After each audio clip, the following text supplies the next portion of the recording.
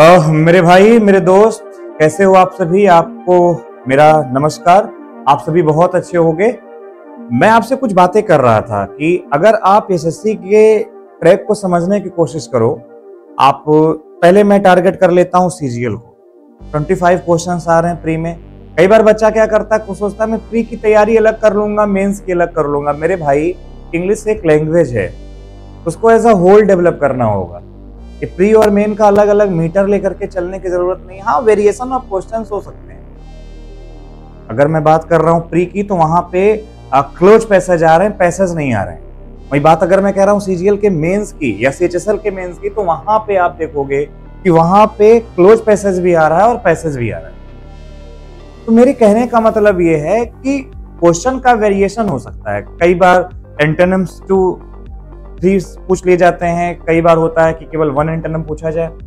Dependency आप नहीं कर सकते कि इतना सेक्शन यहां से आना ही आना है। और अगर आप पहले से ही ये मान बैठे हो कि भाई हम तो बस टू इडियम फ्रेज के चक्कर में जा रहे हैं, तो भी आप धोखे में हो। क्योंकि इडियम फ्रेज का भी आप देखोगे ना, अगर 4-5 साल का रिकॉर्ड, तो वेरी कर रहा है। नरेशन वायस कभी क्वेश्चन रखता है, कभी नरेशन वायस से क्वेश्चन नहीं रखता। तो मैं आपको जो सिखाना चाह रहा हूं, मैं आपको जो बताना चाह रहा हूं, आपका दोस्त होने के नाते, वो ये कि आप तैयारी करें तो इंग्लिश को एज अ होल करें। ये गलती बिल्कुल ना करें कि मैं प्री में बांट लूं पहले, फिर मैं 1 महीने बाद का समय लेकर के मेन में बांट लूंगा। ऐसे आप तबाह हो जाओगे, सीख नहीं पाओगे।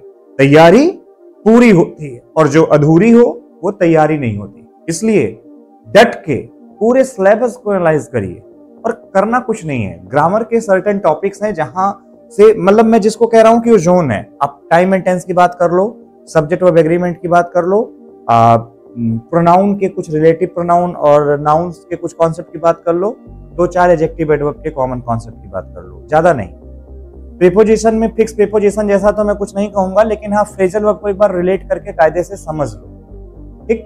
क्योंकि वो क्लोज पैसेज से लेकर के आपके पैराजंबल तक की सारी चीजों में हेल्प करेगा।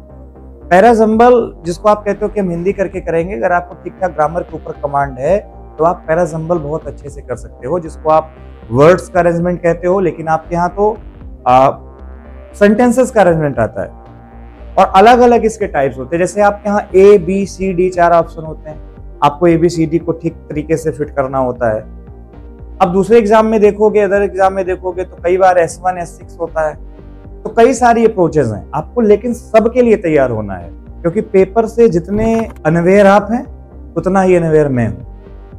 तो कोई ये नहीं कह सकता कि भाई मैं जानता हूं क्या होगा, लेकिन हाँ, एक प्रेडिक्शन है, एक अनुमान है, और बिल्कुल सही है कि आप अगर एज अ होल डेवलप करते हैं तो आप कभी भी हारेंगे नहीं, आप जरूर जीतेंगे।